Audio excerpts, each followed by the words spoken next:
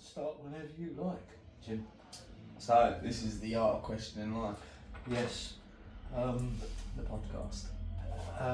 However it spans out. Did you ever, at some point in your early years, try to plan your middle years and your end years?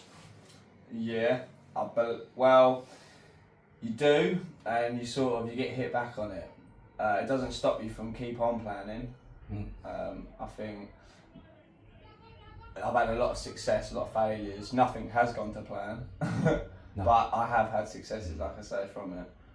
It's not the sort of thing that you can get a bit of paper like that and go through all your decades, is it? No, It's not as simple as that, because you could get to say there and something could life hit trip in you the up. face, yeah. Like you could have some fantastic times with something or other, and then you go out one day and then you got a flat tyre, and then the next day you got a flat fucking battery. Yeah. So Yeah. these things can happen in life, Yeah. Spanners in the works, can't they? So. Right, so I'm organically a drummer. I wanted to play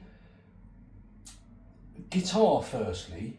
After being an athlete, I was quite reasonably fit at school. I did get medals and diplomas and stuff like that. Yeah. I see T-Rex, Mark Bolan, play when I was like 12, and within a year and a half, I'd left school playing drums in a band. No. Where did that come from? I don't know. It changed my life. Yeah. Mark Bolan, the hysteria, the noise, it completely changed my life. So I knew that I had to sort of change, but I didn't know quite how But to. it never stopped you planning, did it? I suppose. No. I think that probably a lot of it was the hysteria of all the energy flying around. I wanted that attention. I did get that when I was running the 100 metres, but it wasn't the same as being flash. A lot of my artwork in the early days was doing crazy things. I never conformed to doing normal stories. No. Sometimes the world ended in my stories because I got bored with what I was writing. Yeah. I knew I had some kind of difference, but I didn't quite know where to go, except showing off. What about yourself? Yeah, I think in terms of being creative, it is an element of showing off, but I suppose when you're not in front of that crowd, it is that cancer as well, which sort of ties in quite well with it. I mean, as we'll find when we go through the questions, I sort of touch upon this, but yeah, I suppose it makes you feel good about yourself when you can deliver something that you've been trying so hard for a while. But if your life was a song, what would you say it would be? And would it be a major key or a minor key? Oh, probably minor. No. I'm not great on. I mean, I did do sort of piano lessons. So at school we had this like cardboard thing. So we had to prove to the music teacher that we could actually do it on this cardboard thing before we got on the piano, which was probably out of tune. So in terms of musical notes and stuff, I've done quite a few drum sessions in the sort of mid to late 70s. And they used to give me a score sheet with all these dots and what's that? Well, this is play me the song. Oh, we've got a cassette of it. Okay, we'll put the cassette on. Play it. 2 or 3 listens. I'll do it. I wouldn't need bits of paper. No. I never conformed with learning things. So if you've got 20 dancers in a row, all dancing the same thing, there's going to be one special one there, isn't there? Yeah. You can have evening lessons. I went to one art evening class where some guy come in with a kilt on him, and I was bored shitless and drew an aeroplane, and I never went to any more. Yeah. You have to have the eyes lined to the top of your ears and all that. No, I do my own. I do my own Basically thing. got a fit. Yeah, What they call it, isn't it? but I believe in feedback. Right. What you were saying just a little while ago, you follow your own steam and go on your own thing. I've tried millions of angles in doing odd things, all revolved around music and art. I don't think I've really sort of done anything else really. But I feed off of feedback. So if people laugh, or if they cry, or if I get some kind of reaction, you rejoice the emotion in them. I get a bit of encouragement. Yeah, okay. If I annoy someone, I have to annoy them a little bit more because I've got a little bit of thingy. Right, so let me fire a question at you. Yeah. Without contradicting myself about questions, I have to write these down because my memory is somewhere in around about 1975. When did you and how did you realise that you had a talent? I believe I had a talent after pursuing my interest, Which was? which was music, Right. and specifically. Could be anything. Could be in. Yeah. It could be in searching for earthworms or something. You could have talent in anything, and and the definition of talent for me is a pursued interest. So as soon as I actually had an interest and then I pursued it, I then become talented over years from it. I was dead rubbish at the start. With encouragement. No encouragement, actually challenged. Yourself? I challenged myself and people did around me. That's quite strong to do that. Well, I mean, you know, I put it in my songs, I don't need a violin, but it's more the point of, I think it's people that don't believe in you, and the people that question your ability that will actually add to the fire that's in you to then go out and actually pursue this interest. To do something unique.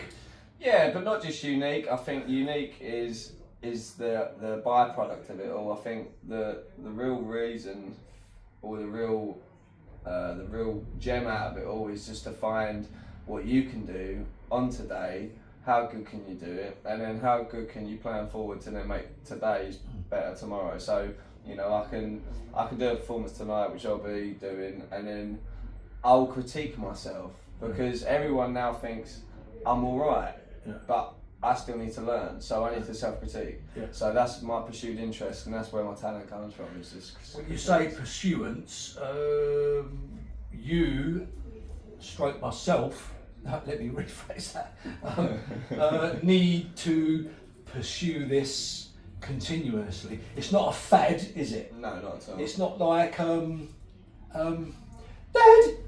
I want a rabbit for Christmas. Get the rabbit, and then like 2 weeks later, you go. What we are looking at is longevity, hopefully, in following some kind of dream, but also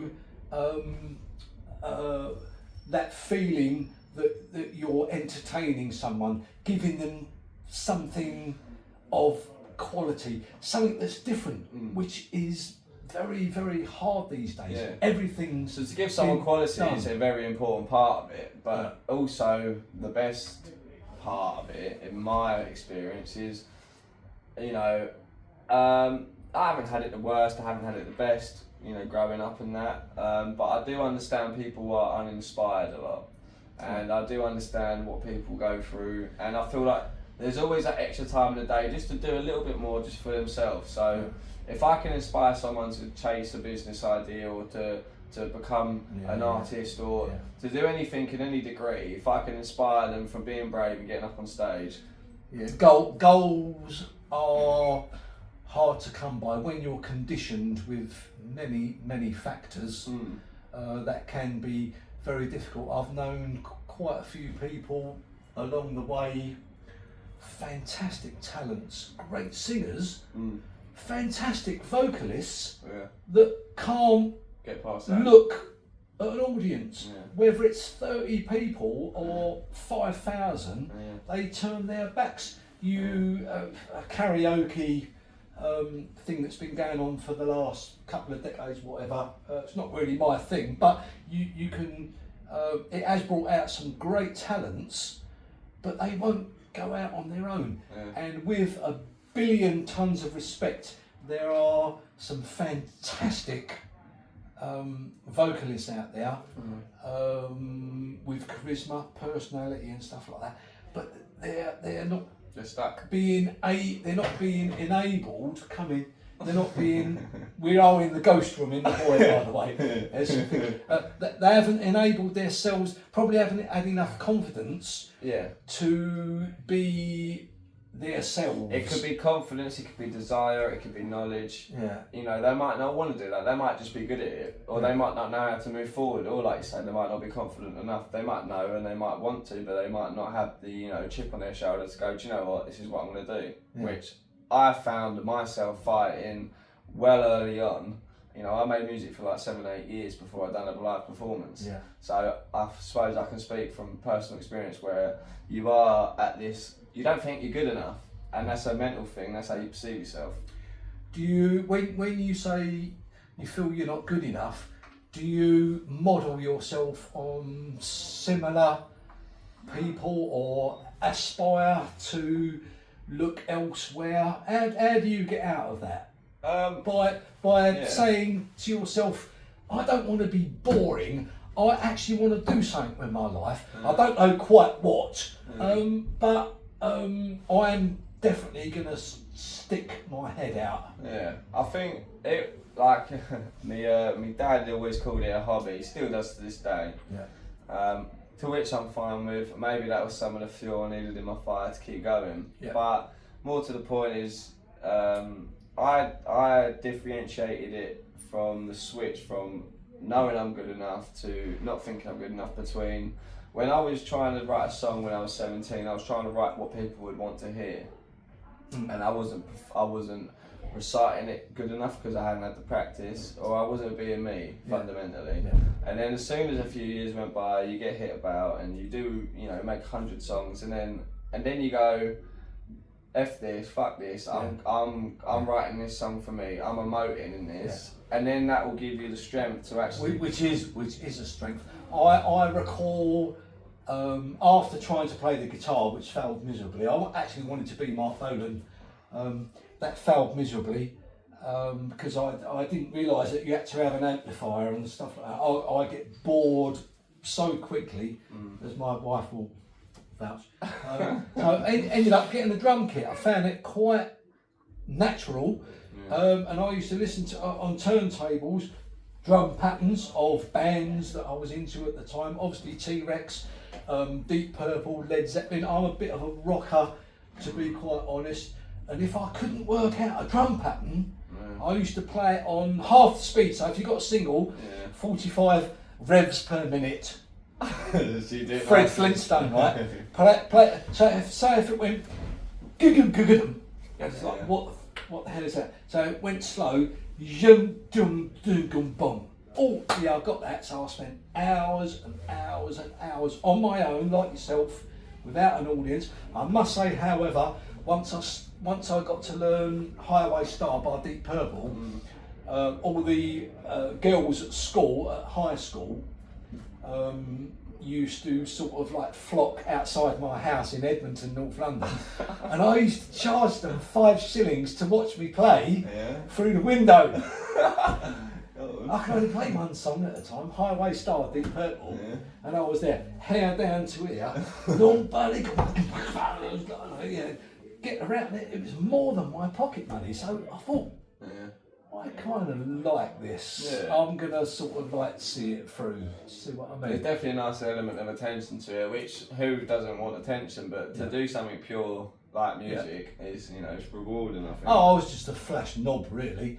But I managed to get involved in various bands in the sort of went through the punk thing, the mod thing, early 80s. Got involved in all the different movements. The new romantic thing come along with like Culture Club, Duran Duran, Kajagoogoo, all this sort of stuff. The band I was in at the time was quite moody. It was a bit more.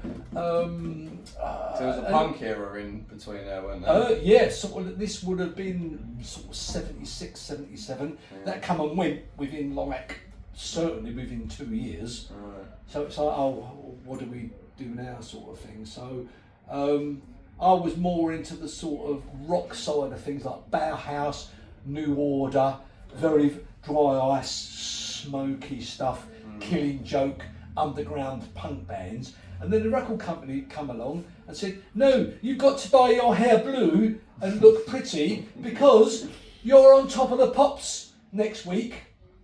Seriously. And we sat at the record company table and they all give us like £1,000 each in an envelope. Yeah. Go and buy some TV clothes.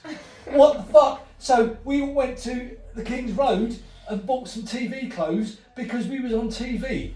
It went horribly wrong after that. We done loads of TVs, we done tours and blah blah blah. Prior to that, it was much better. Yeah. But art is said to intimidate life, and smile for the camera. But no, I'm not going to smile for the camera. I'll smile for you. Yeah, but have you created anything that scares you? You know, how good or bad or however it takes you. Maybe in terms of art, in the latter sort of couple of years, I've turned into art where my imagination has always been quite vivid and a little bit spooky and a little bit odd and upside down and what's this then? Yeah. I don't know what it is, but I've managed to sort of unload some kind of omelette mess in my head where I can transpose it. So say for instance I've got 1,000 mess omelettes up there, I want to upload that into 1,000 pieces of paper or card or canvas and that. I've got to try and have a clear sort of inbox. Fortunately, a lot of people can see how I've portrayed that. I don't know how or why it's happened, but that's a sort of form of release. If you pent everything up in your life, you're going to implode. Yeah, at some point. Aren't you? Yeah. Or explode, or have a bit of a breakdown. It won't be positive. Let me ask you a question. Please. You have numerous lyrics. Where do they come from? So they come from. I won't write anything that I don't believe in. I tend to write upon experiences or expectations or realities. But fundamentally, the rhyming scheme will come from is how many rhymes can I put in this sentence at once, and not. And you feel you have to do that? I feel it's my obligation because I've set out to be a poet, a rapper, a lyricist, a songwriter, and if I'm not pushing boundaries in myself, then it's uninteresting for me. And to which, when I do succeed in my goal in how many rhymes can I put in this, and I can then perform it live and recite it properly, and it works and the crowd enjoys it, then that's it humbles myself, and then it gives me more fire to my fuel. Yeah, that is very incredible because I have seen you a couple of times live, and I don't know how on earth. It's like I've got just a few questions here. I have to write it down, but you've got like thousands of lyrics. How do you store all this stuff? So I think it's. I mean, I could probably remember as good as anyone else. I think that helps me because. No, that's ridiculous, Jim. When I saw, look, the last time you done the like, so you was only on stage for like what 8 minutes, and there was like a ridiculous amount of verses, and you didn't. You owned up and said that you maybe have fluffed up once, but you reeled them all through, and I'm thinking, how on earth does a human brain do that? Yeah. No, so there is a talent there. Not everyone can do that. I think it helps when it is so personal, and it is in a rhyme. I think because, and I do practice a little bit to not to lie to you, but more the point is when it's real, when it's happened and it rhymes, I don't know what happens in my brain. Do you have key marks to each section? No. You just run it through? Yeah. Well, that's crazy. Not everyone can do that. I don't know. Like I say, it's been a pursued interest of mine since 17. I'm nearly 28 now. So for 10 years, I've been just hacking away at this. I was 28 once. I ain't gonna tell you. Can I fire another question? Yeah, of course you can. Yeah. Right. Right. Do you feel that you can inspire people, and why? I do believe I That can. are starting off, maybe want to get to do what you want to do, and they don't know how to go Yeah, about so it. specifically in the music, I do hope I can. I do try as well. I mean, if anyone's heard me songs, there is a lot of personal experience in there, but there's also a lot of motivation for others in there. Do you actually think about that when you're writing it? I do. You do, yeah. Because I am not there where I want to be yet. Yeah. And I'm almost being that person I don't have in my life to inspire me to go further. You know, my dad was an insurance banker. My mum, she's You've got a hobby though. Christian woman, and it's a hobby. But Quotation marks. wait for the no. Right, so you've got those, which is very. Maybe cuffs have fell off. Where have they gone? Yes. So yeah, going back to it's a hobby, but get this right.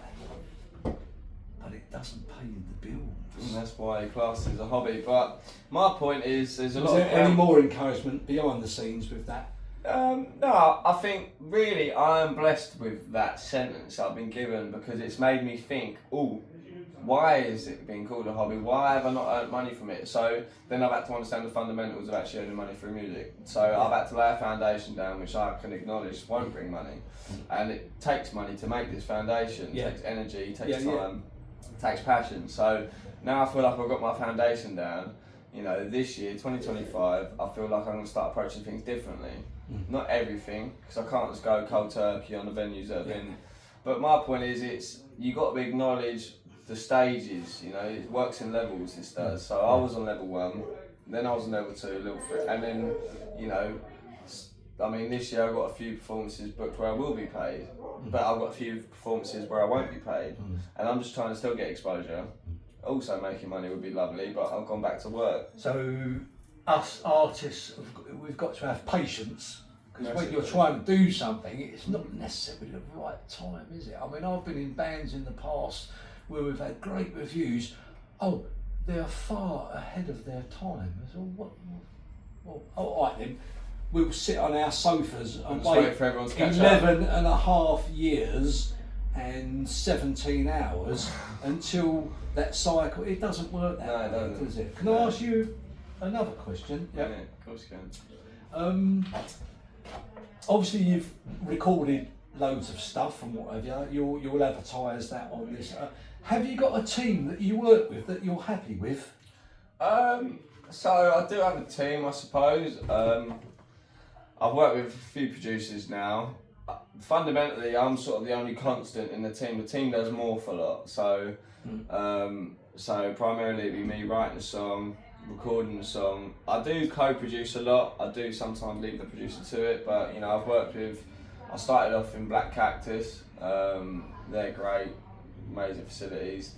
Daryl goes by DMP Productions. He was the person that sort of picked me up and just taught me about, even from vocal warm-ups to the technicalities of the production to breathing techniques. Mic. Yeah, that's it. So you know, go at that 6 inches with a mic. 1, 2, 2. And that's where I started. So it took me 2 years to make my first EP. It's important to have a team around you. Of course it is. I mean, I've got, with all my art stuff, I've got Keith at Walton who does all my printing. He was very, very sheepish at first because I was taking all sorts of what I call glueies, of which he's managed to put in my portfolio. So if they're too if the artwork's too bulky in a frame, you'd have to digitally photograph it and then scan it, or put it in the scanner and blah blah blah. I've now got probably the best part of 1,000 works, and they're all in 9 portfolio books on A4 card. Joe Ortiz down the Point, Andy Chamberlain in North London. I can't do things without them. I get sounds and noises in my head. You need to get it out. I don't know, I can't press buttons. So say for instance, if I get a noise,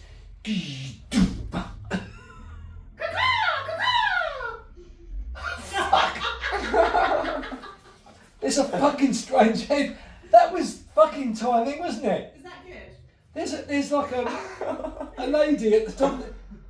Tell me there is a body underneath your head. No. Because there's some strange things going on in this room. All I can see is your eyes and your nose. And your tongue. That's the lovely We'll bit. talk about that later. Thank you, Beckington. You're welcome, dear. That's frightened the life out of me. I've gone all flush now. So I guess. So if I get an idea, sound-wise, I'm recording a 14-track album, which has been going on for quite a few years. I'm not happy with it yet. It's gonna be great. I did showcase 6 songs in Brighton this year. Last year, just one. I'm showcasing it again this summer. I need people. I'm not a digital person. I remember coming out of a studio when the guitarist said, "Oh, you should have got a TR-808." I can't sit there and go. Pss, pss, boom, boom, boom. That's not creative to me. I'll get a rhythm in my mind and say, look, I'm going to go to the toilet, or I'm going to go and buy a pair of shoes. Can you program that rhythm in? If I'm going to use that particular rhythm, I have used drum machines on many tracks, if it works. I can't actually do it, and to be honest, I don't want to do it. I have people asking me to do a portrait of their mum. I don't actually want to do it. I'm not very good at it. No, it needs to speak to you, doesn't it? And then the art needs to. It's like me. I've never wrote a song for someone else. I've wrote a song for myself. So the most touching song I've written recently was Donna's poem. Yes. And that was just. That touched a lot of people. It was quite fascinating how it actually happened, because I wrote the first half of it. I recorded it professionally in the studio and then released it. And then Neil came up to me and asked, "You need to do a second half on that, and you need to get your missus on the chorus, because obviously Ray's a singer." So I then thought, right, okay, I've got almost closure and permission to do this. I had asked Stuart primarily to start this whole thing off anyway. Yeah. So I was happy with that, and then but I didn't know what to write for the second half, and it didn't come to me for a few days. Then I had a dream. It was quite lucid that my granddad had come to me in my dream, and I was in his garden. He's passed now. And him come to me and he said, "I really like that song." And then my nan come out and moaned about a ladder being up against the house in my dream. Yeah. But then I woke up and I wrote the verse within 45 minutes, and it was perfect. Yeah, I did actually. You know? There is something on there about a dream. I can't. I can't think what. But before we close this, I need to ask you one more. Yeah, go on. I did it. There is something on there. Your eyes are better than mine. There is a question on there about a dream somewhere, probably about 2/3 of the way Do you get down. ideas whilst asleep? Yeah. That's the same thing, isn't it? Yeah. So I get a lot more closure than ideas, I suppose. Yeah. But Do you feel at peace when you're asleep, rather than going through a general day? no, I do. sometimes. I actually frequently have nightmares. Do ya? Yeah. Why do you think that I'm is? not sure. I think it's my brain trying to cancel myself. Like I'm Is trying. that in your mind, or do you think there's third party forces? I haven't dismissed that fact at all. But fundamentally, I don't get rest like I used to. Yeah. You know. But would that contribute to your writing? So say for instance you I went think away. it's everything but the music that If contributes. you went to it. away for a month to rest, Yeah.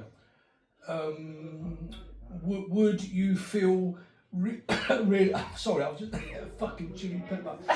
would you feel that you've had a rest, or would you be really irritable that you haven't wrote anything, or would you write something in that time? I would write something in that time. Music is my scapegoat, my break. You know, I was sitting up last night. I wasn't happy by any means. I won't go into it, but I sat there and just wrote. I wrote some rhyme, and my lovely lady, she tried to look at it, and I didn't. I said it's private. It's for me. This is a really private thing for me, especially when I'm talking to myself about things that I can't always be honest with to other people. Yeah. So it might not necessarily be a song that I'd release, but it's something. It's Yeah. like cancelling for me. Yeah. You know. Yeah. And if I didn't have that, then yeah, I probably would become irritable. I think it's everything outside the music that Restless. Do you get on with spare time? I love spare time. Do you? I fill it up. Do you? You feel you have to fill it up. I feel like we're only here. Or for can you just empty it out and say, right, it's 7 o'clock at 11:28.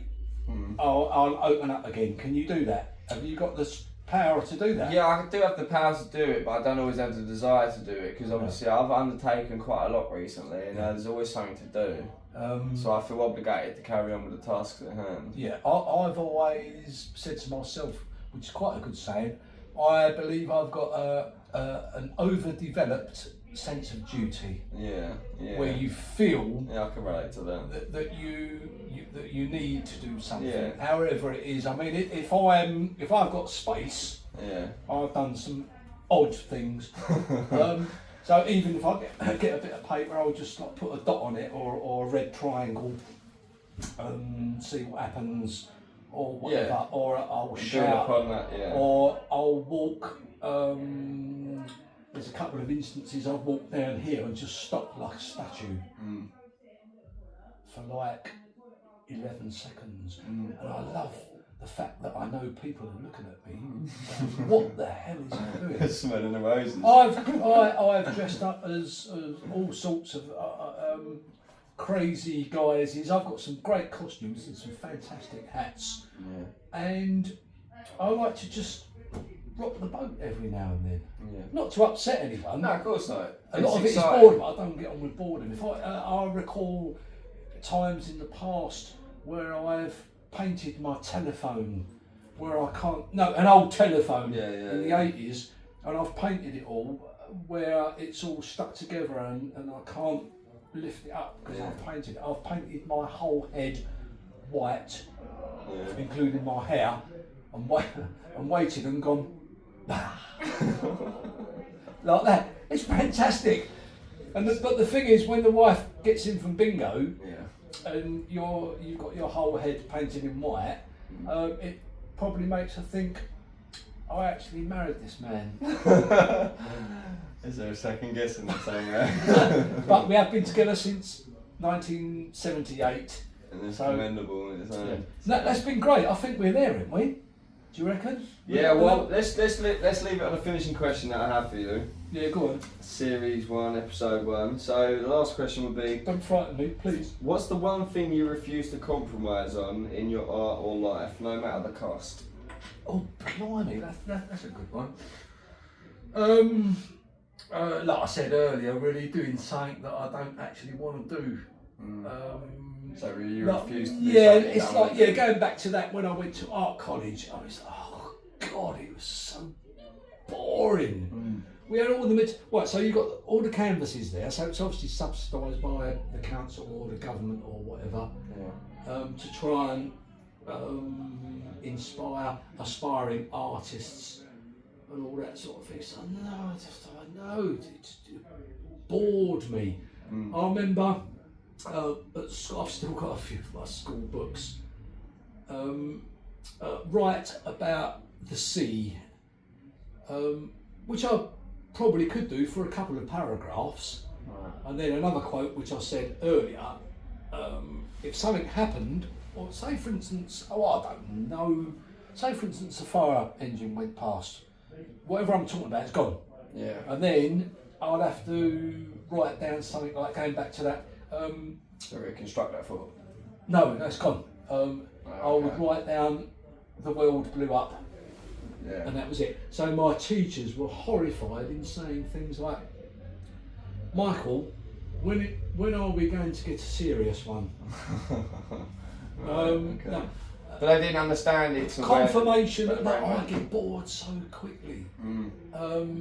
So I don't know. I follow my nose. I do what is exciting. This is exciting for me. Yeah. Talking and bouncing off another talented person. With respect, a lot of people don't get. You probably get it as well. A lot of people don't get what I do, which is fine. Yeah. If I want to be classed as the reclusive scientist who hides away antisocially, I'm quite happy with that. I'll feed off of that. Yeah. Because if I want to walk past them in the road and do this, you can do or so quite freely, yeah. carry chili pepper, And a bit of or ginger. would you like some of my ginger? I'm eating it. Would you like it? I will I say can do that. You're a unique individual, which is. And I've got my Nan's candlesticks here. There you Well, go. with the original dust on, I don't know if they come from about 1896. Might be the real dust. I enjoy being myself, and I enjoy that. I feel that I'm enabled to portray how I am really. And to be honest, I haven't upset too many people. Do you know what I mean? A lot of people think like, what the hell was he on about? Do you know what I mean? Which is fine. Like I say, I do play on it. I do like attention. I think entertainers, artists, musicians, in any way, shape or form, TV presenters, they've got personalities. Yeah, of course. Newsreaders, they've got to have a flair in presentation. It is a talent. You can't get Mrs. Jones round the corner to read out the news tomorrow morning at short notice. No. It's not going to happen. No. Well, not it's well a anyway. way of articulating your. you've got to have a persona. You've got to have presentation. You've got to have an aura. You've got to have confidence. do you know when you walk into a room and you can feel like the energy of someone, however that is. Yeah. You haven't got to be Mick Jagger. It could be a gypsy lady sending out messages. I actually had a gentleman. I walked into the Red Lion next door, and I walked into the beer garden. Never met him before. Now I'm really, really good friends with him. I was sitting on this wobbly table, and my beer spilled. So I obviously called the waitress over. Said, "Can I have a cloth, please?" And then the bloke she's gone, and he's come over and said, "You've just got this aura about you." Yeah. I was just sitting there. Just picked up on it. And then I started thinking about that. I get that quite a lot, to be honest. Yeah. And and you sort of move forward with it. You're not really going. That's not the goal by any means, is it? But the word I was looking for as well in that lot was charisma. When there's extreme, like Elvis. Obviously had it. It was ridiculous, wasn't it? Like charisma. There's a thing that you put out, which is nature. Going back to the 20 dancers I mentioned earlier. Yeah. With all respect. I know people that are having piano lessons. Again, with a billion tons of respect, they can learn a certain piece, whatever it is. You get a natural. They're right their own. No, playing the same bit. Oh, okay, so they're actually. There is a difference. Like I say, I'm not being disrespectful to the ones that are learning. You can actually learn an instrument, whether it be the bagpipes or the trumpet or even if to hit a triangle at the right time.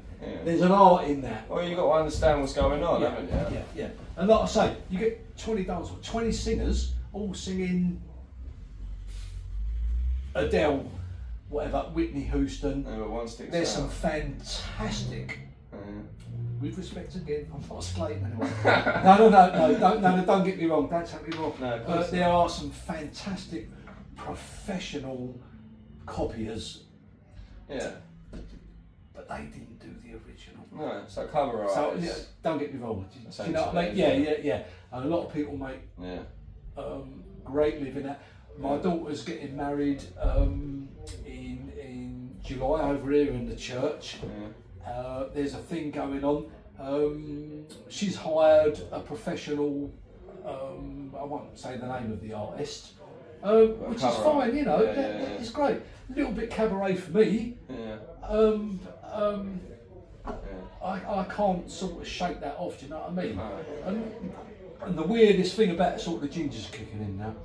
The weirdest thing about it, ironically, with singers and a band, that sometimes the actual snide bands as such are actually technically a lot better than the actual originals. But the chemistry's not there, is it? No, it's not. You can't be. No, I'm not saying that. You can't be Mick Jagger, can you? No, I couldn't. They didn't. And that's you know, the difference, isn't it? It's like there's a desire to.